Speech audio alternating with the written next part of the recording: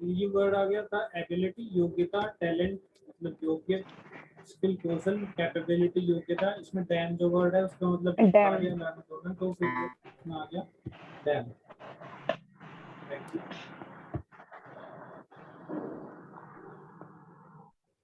फिर हमें यहाँ विलोमार्थी या विपरीतार्थी शब्द होते हैं, एंटोनिम्स जिन्हें कहते हैं। तो पहले का बताइए, सक्सेस का एंटोनिम क्या है इसमें? फेलियर। फेलियर। अगर ये वर्ड मैं आपसे पूछ लूं इनका मीनिंग क्या है, तो आप बता पाएंगे क्या मीनिंग इनका? यस सर, आप पूछिए। ट्रायम्फ का मतलब बताइए। कोशिश करना। इन्फ्लुएंस करना, प्रभावित करना या अभिभूत करना। फिर विक्ट्री का मतलब जीतना या विजय होना। विनर का मतलब जो विजेता होता है। विजेता। मीनिंग भी आप पढ़ लीजिए साथ में, क्योंकि आप जितने भी मीनिंग पढ़ेंगे तो आपको फायदा होगा एग्जाम टाइम में। तो अगर कोई भी मीनिंग आपकी बुक में दिया है, भले ही वो यहाँ पे एंटोनिम दिया है, इसमें से एक वर्ड पूछा है आपसे, फेलियर पूछा है, सक्सेस का फेलियर होगा। बट ये वर्ड जो दिए इनका भी मीनिंग आप अगर पढ़ लेंगे, समझ लेंगे, तो आपको फायदा होगा एग्जाम टाइम में। ठीक है, ओके। Yes sir. ऑर्गेनाइज का मतलब होता है संगठित करना। अरेंज का मतलब भी वही, फिर क्लासिफाई। बट इसमें आप मुझे सिर्फ एंटोनिम बताइए, कौन सा एंटोनिम? डिसअरेंज। डिसअरेंज। शेप का मतलब आपको पता है? बचाना। अब इसका बताइए स्पेंड। मुझे।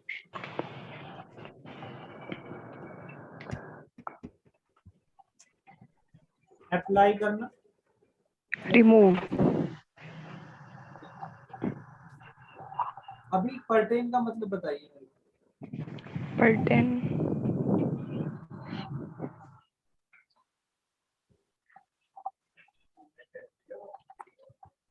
पता है पर्टेन का मतलब? No sir. पर्टेन का मतलब होता है संबंधित, किसी चीज से संबंधित होना।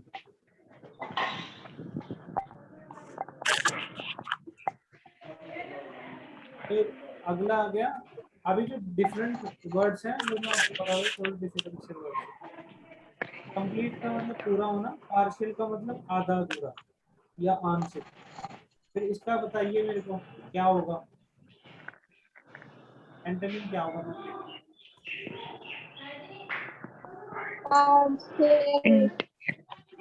पार्टियल। पार्शियल, हाँ पार्शियल। फिर अगला हो गया गेन।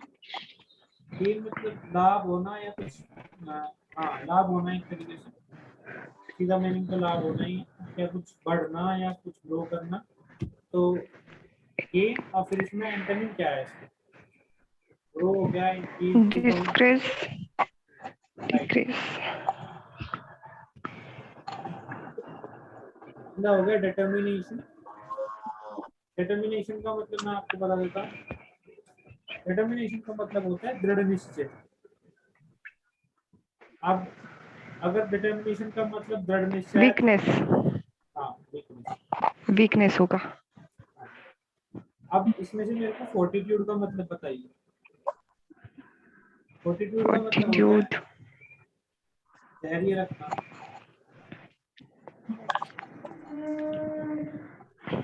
ठीक है, परसेवरेंस जिसको कहते हैं, इंग्लिश में परसेवरेंस भी कहते हैं, धैर्य रखना। ठीक है, इसका इसका एंटोनिम आपने बता दिया है, वीकनेस।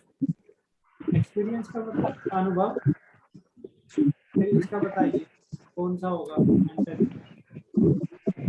अंडरस्टैंडिंग का मतलब समझ, नो हाउ का मतलब कि कैसे होगा, नॉलेज का मतलब ज्ञान, और ऑब्लिवियन नो हाउ। नहीं, दोबारा सोच लीजिए। अंडरस्टैंडिंग का मतलब समझना, एक्सपीरियंस का मतलब अनुभव, नो हाउ का मतलब कैसे होगा, तो वो भी अनुभव से ही मतलब है उसका। नॉलेज का मतलब ज्ञान, एकदम ऑपोजिट हमें ढूंढना है यहाँ। ऑब्लिवियन का मतलब होता है भूल जाना। इसका मतलब एक्सपीरियंस का मतलब अनुभव लेना कि हम कुछ सीख गए हैं, ऑब्लिवियन का मतलब भूल गए हैं। अच्छा, भूल जाना, ऑब्लिशन, ठीक है, ऑब्लिशन। ऑब्जर्व का मतलब निरीक्षण करना। अब व्यू का मतलब भी देखना या निरीक्षण करना। वॉच का मतलब देखना। पीछे से बहुत शोर हो रहा है, मधु कुमारी, बहुत शोर हो रहा है पीछे। ऑब्जर्व का मतलब निरीक्षण, टॉयलेट। व्यू का मतलब भी देखना है, निरीक्षण करना। वॉच का मतलब देखना, डिटेक्ट का मतलब ढूंढना। तो ये सारे भले अलग में नहीं हो सकते, डिटेक्ट। नहीं। ऑब्जर्व का मतलब निरीक्षण, और वॉयलेट का मतलब होता है तोड़ना, भंग करना या अतिक्रमण करना। तो इसका जो कोई निरीक्षण कर रहा है या देख रेख कर रहा है किसी चीज की, वो वॉयलेशन नहीं करेगा, मतलब तोड़ फोड़ नहीं मचाएगा। तो इसका एंटोनिम होगा यहाँ पे वॉयलेट, वॉयलेशन। ठीक है। वॉलेट। हाँ। Okay sir. इनहेरिट का मतलब होता है उत्तराधिकार, या माता पिता से जो मिलता है। पैतृक जो होता है, या प्रकृति से मिला हुआ। तो इसका क्या होगा, डिसइनहेरिट। डिसइनहेरिट। हाँ, उत्तराधिकार का खत्म हो जाता है। तो ये टेक्स्ट क्विज है, ये आपको करना है। The organization that employs the dash dash dash is as responsible for its success or failure. तो यहाँ पे, और the organization that employs the leader is as responsible for its success or failure. Leader is responsible. हाँ, तो यहाँ पे आएगा leader. तो मतलब एक जो संगठन है, that employs the leader, जो एक लीडर को नौकरी पे रखता है, एम्प्लॉयज जो उसको रोजगार देता है, लीडर को, नेता को, as responsible for its success और फेलियर, वो भी इक्वली रेस्पॉन्सिबल है, इक्वली जिम्मेदार है उसकी सफलता और उसके फेलियर, उसके असफल होने का। ठीक है। A leader ensures satisfactory operation of his unit. एक लीडर जो है इंश्योर करता है सेटिस्फैक्टरी ऑपरेशन, कि उसका जो काम है वो प्रॉपर तरीके से हो पाए। इसका सेटिस्फैक्टरी ऑपरेशन को इंश्योर करता है, निश्चित करता है अपनी यूनिट के, अपने समूह के। तो ये इसमें वर्ड्स के आंसर भी नीचे दिए हैं, तो ये बहुत ईजी है, तो ये आप सब लोग कर सकते हैं, कोई प्रॉब्लम नहीं है आपको इसमें। ठीक है, एक बार दो में करा देता हूँ। ठीक है, ये वाला देख लेते हैं। H, task of dash that are highly structured, spelled out or programmed give the leader more power. तो इसमें बताइए क्या वर्ड आ रहा है।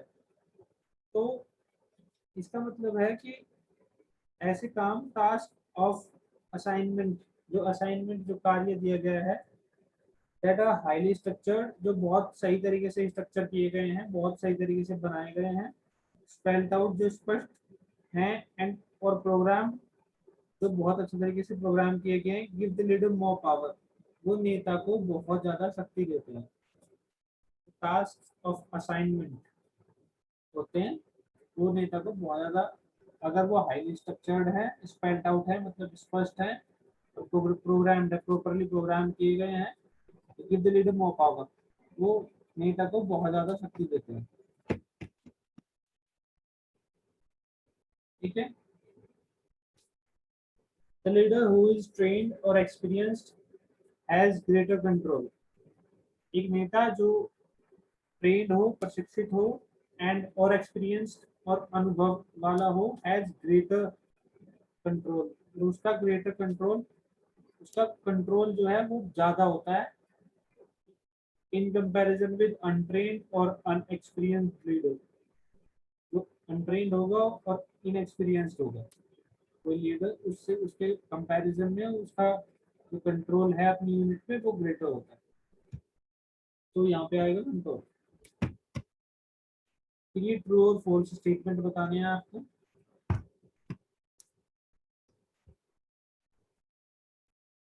ये करिए।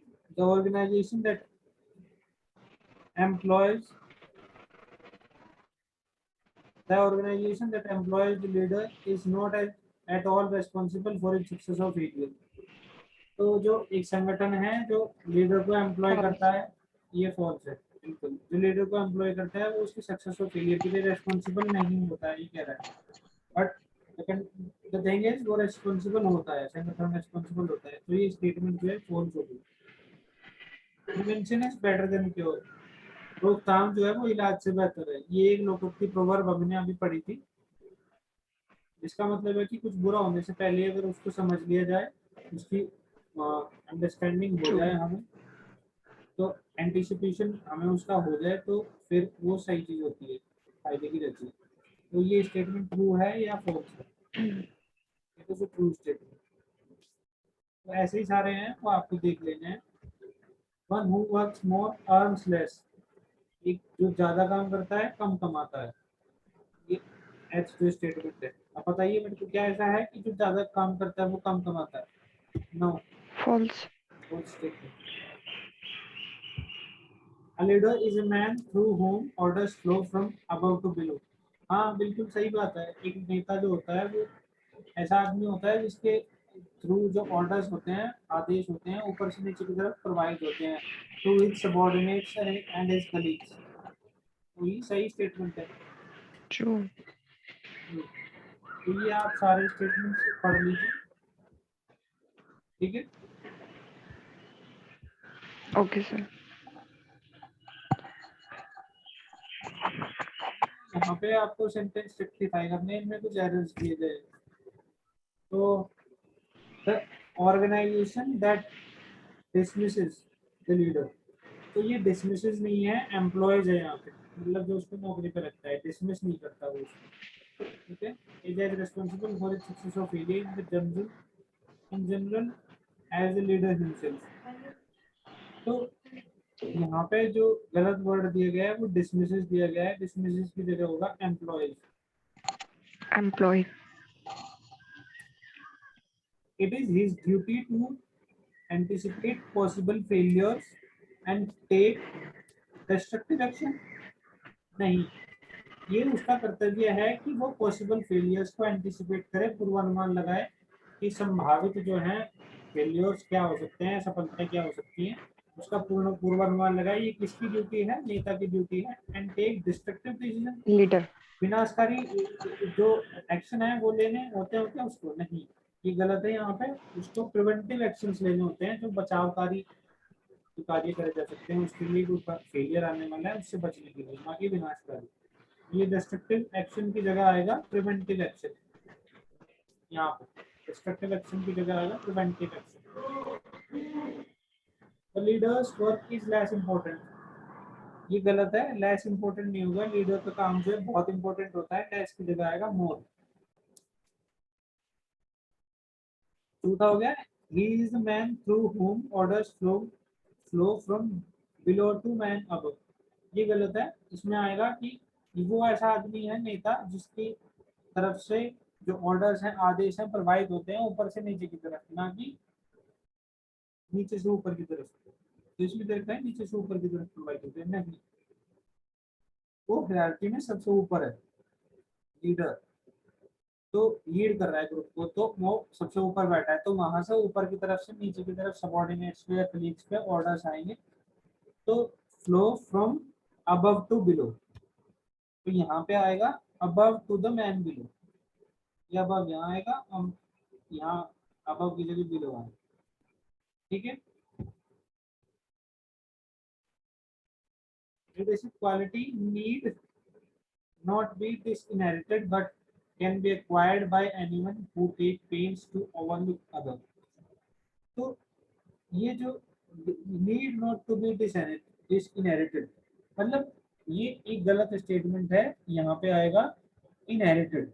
तो लीडरशिप क्वालिटी जो है वो इनहेरिटेड नहीं होती है, उत्तराधिकार में नहीं मिलती है, बट कैन बी एक्वायर्ड, प्राप्त की जा सकती है by anyone who take pains to overlook other, जो ऐसा व्यक्ति जो दूसरों को परेशानी में देख के उनका दर्द महसूस कर सकता है, उससे ये क्वालिटी जो है एक्वायर करी जा सकती है, प्राप्त करी जा सकती है, बट ये इनहेरिटेड नहीं होती है, मतलब उत्तराधिकार में नहीं मिलती है किसी को लीडरशिप क्वालिटी। तो यहाँ पे इनहेरिटेड नहीं आएगा, इनहेरिटेड आएगा। The disability is something different from academic qualification and required partly by training and partly through experience. ये डिसेबिलिटी नहीं है, यहाँ पे एबिलिटी है, मतलब योग्यता is something different from academic qualification. तो एकेडमिक क्वालिफिकेशन का मतलब होता है शैक्षणिक योग्यताएं जो शिक्षा करके आपने प्राप्त करी है, उससे कुछ अलग होती है आपकी ability that is required partly bye, मतलब जो हम एक्वायर करते हैं कैसे, आदि तो ट्रेनिंग से, प्रशिक्षण से, और पार्टली थ्रू एक्सपीरियंस और आदि अनुभव से। तो यहाँ पे आएगा एबिलिटी, योग्यता, ना कि disability.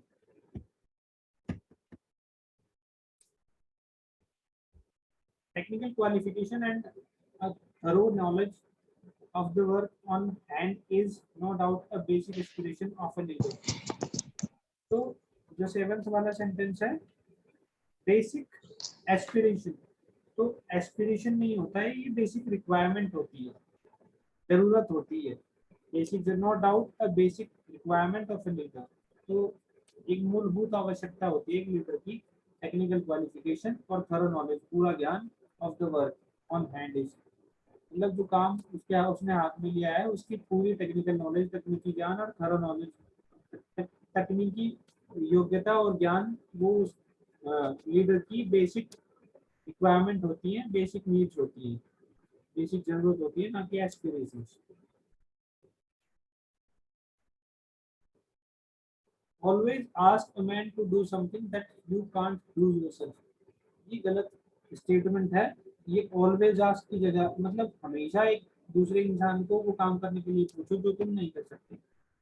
It's a false statement. इसमें क्या एरर है, अगर आप में लीडरशिप क्वालिटी, तो आप ऐसा कभी नहीं चाहेंगे कि you will ask a person to do something that you can't do yourself. तो आप ऐसा कभी नहीं चाहेंगे कि आप किसी से ऐसा काम करवाएं जो आप खुद नहीं कर सकते। तो never ask a man to do something that you can't do yourself. तो यहाँ पे ऑलवेज भी लगा आएगा never.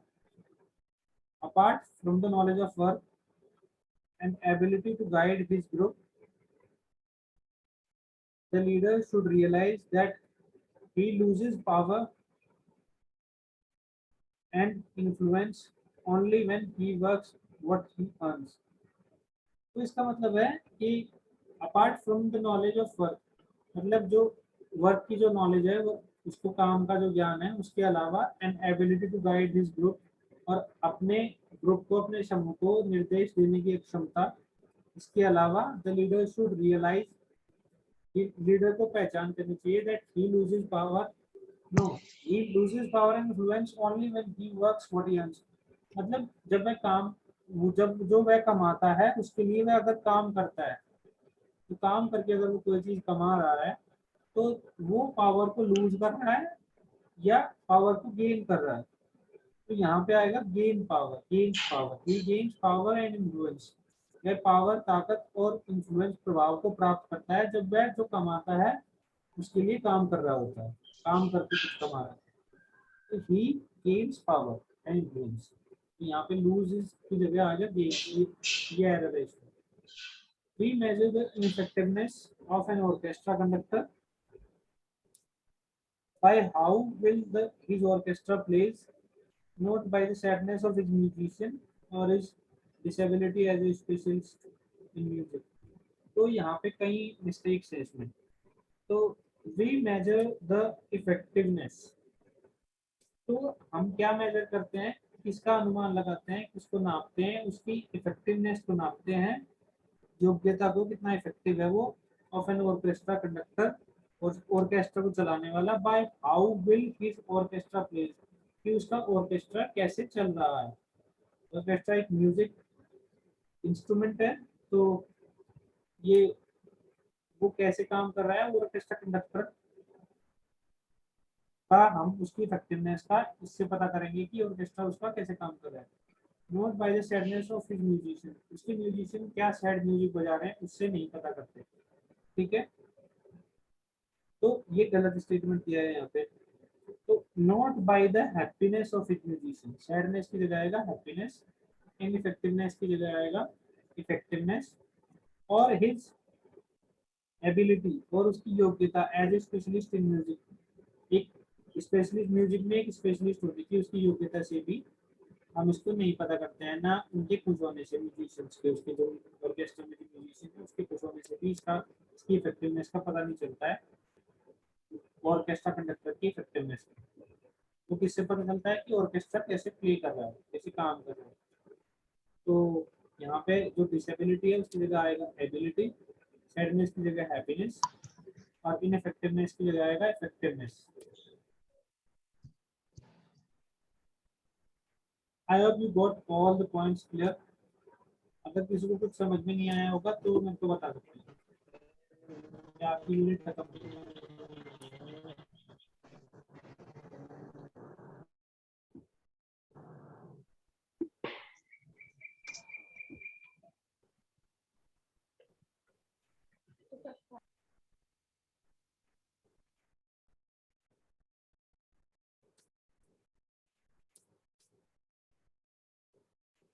Does anyone have any doubt related to anything? किसी को कोई डाउट है? No sir. ठीक है,